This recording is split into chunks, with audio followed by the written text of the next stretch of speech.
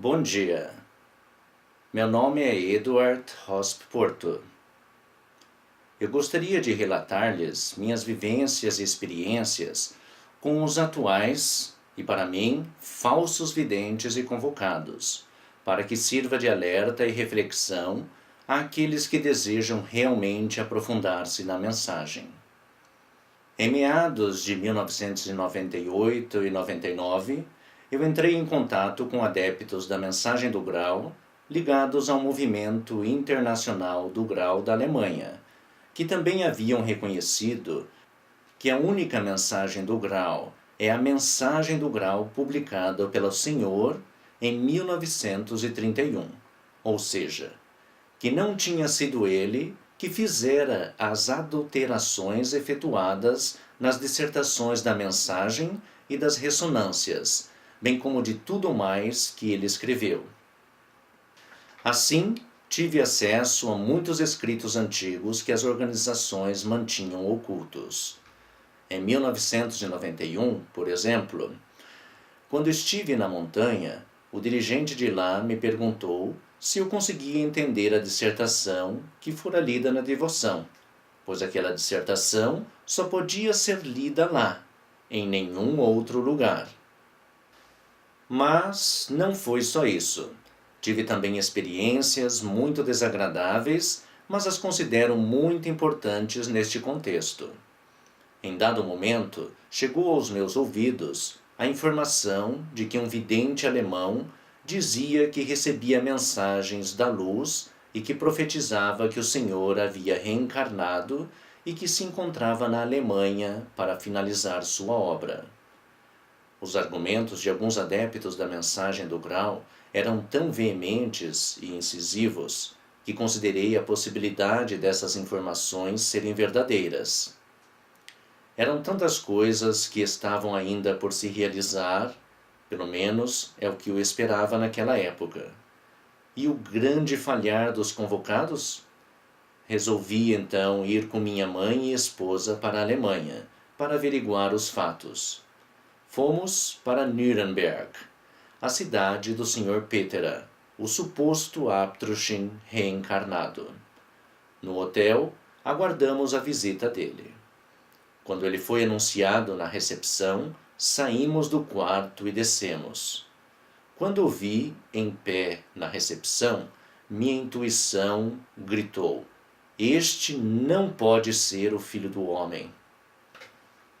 Ainda assim, o acompanhamos até a casa dele. Ele e a sua esposa foram muito amáveis conosco, mas realmente não tinham nada de especial. E eu não tive mais paz enquanto não rompi definitivamente com este homem. Naquela ocasião, fiquei sabendo também que ele não era o único, mas sim que existia ainda muitos outros e até uma lista com aproximadamente 50 nomes de pessoas que se intitulavam o Filho do Homem. Quanto ao vidente alemão da época, ele escrevia muitos textos e assinava ora como Aptroschin, ora como Parzival, Immanuel, Ismael, Schwanhild, etc. No início pensei: é maravilhoso termos alguém recebendo mensagens do alto na época atual. Comecei então a ler os inúmeros textos, os quais não se diferenciavam em nada dos textos da atual vidente francesa. Os textos tinham algo de interessante e bonito, mas havia também algo de estranho neles, e minha intuição se manifestou novamente de maneira muito forte contra isso, e parei de lê-los. Depois de alguns meses tentei ler os textos novamente, mas de novo não consegui. Depois de vários meses tentei mais uma vez, e por fim decidi colocá-los totalmente de lado para me dedicar apenas ao estudo da mensagem e não me colocar de forma contrária à minha intuição. Depois de alguns anos, esse vidente alemão desapareceu, e também vários dos demais que se apresentavam como Filho do Homem reencarnado. Então, em 2011, tomei conhecimento dos textos e imagens recebidos desde 2008 pela vidente francesa que citei acima, a qual se denomina O Canal. Resolvi, então, também ler um pouco de seus escritos, e até entrei em contato com a mesma. Escrevi para ela que já trabalho há anos com a mensagem original, a qual traduzimos para o idioma português. Ela me respondeu que isso era muito bom e perguntou-me se eu também não estaria interessado em traduzir os textos recebidos por ela para o idioma alemão. Ela me ofereceu esse trabalho porque lhe contei que sou professor e tradutor dos idiomas alemão e francês. Respondi que isso não era possível, porque não tinha tempo, pois estava trabalhando, e ainda estou, na revisão da tradução das dissertações do livro Ressonâncias da Mensagem do Grau 1. E então recebi a seguinte resposta: as ressonâncias também são igualmente importantes. Com tal resposta, percebi que essa vidente já se julgava nas alturas, considerando seus grandiosos textos tão ou mais importantes que a palavra sagrada. Além do mais, ao ler seus textos e imagens, tive a mesma intuição de quando li aqueles textos do vidente alemão. Assim, sem perder mais tempo com isso, também os deixei de lado. Contudo, percebo que tem se formado uma corrente de adeptos desse canal, liderada por uma pessoa que foi desligada da organização terrena aqui no Brasil.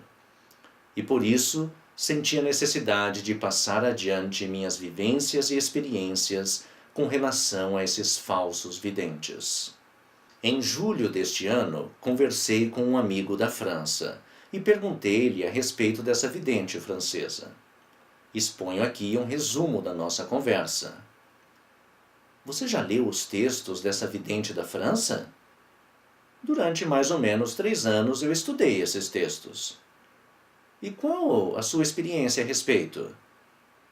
Com o estudo desses textos, acabei deixando a mensagem meio de lado e perdi muito tempo com futilidades e bobagens, deixando-me levar pelas falsas aparências e certas amizades. Quer dizer que você não teve experiências muito boas a respeito disso? Sim, exatamente. Quando comecei a levantar algumas questões e dúvidas quanto ao teor do que estava escrito, começaram a dizer que eu estava me desviando do caminho da luz e entrando no campo de influências das trevas. Ora, o Senhor mesmo diz que nós devemos analisar e pesquisar, que não devemos aceitar as coisas apaticamente. Mas isso não estava correto para os adeptos e para o canal. E como persisti nisso, fui colocado de lado e designado como membro das trevas. Chegou até ao cúmulo de antigos e bons amigos deixarem de falar comigo, por eu ter levantado dúvidas a respeito do canal e ter sido afastado. Mas isso é realmente absurdo. A que ponto a cegueira começa a envolver as pessoas? É inacreditável. E você conhece a pessoa que faz o papel de canal? Não conheço pessoalmente, pois tal pessoa se esconde. Isso também foi algo que me deu o que pensar, pois alguém que fica se escondendo não pode estar certo. Consegui conversar com essa pessoa uma vez por telefone para procurar sanar algumas dúvidas, mas fui veementemente condenado e rechaçado. Outra coisa pela qual também senti grande aversão foi que se formaram grupos e começaram a fazer reuniões.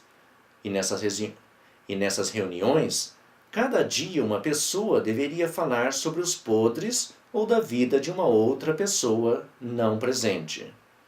Isso me era totalmente incompreensível, pois ia contra os mandamentos de Deus. É realmente inacreditável a que ponto as pessoas chegam. Sim, agora eu posso ver isso muito bem.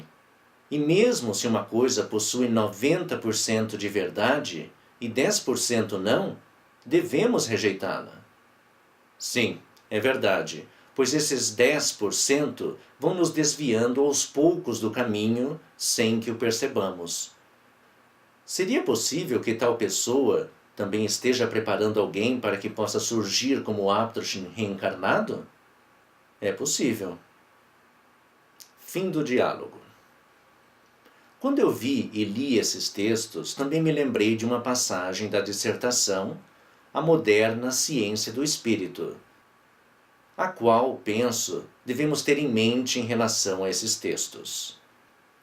Gostaria de citá-lo e lê-lo aqui.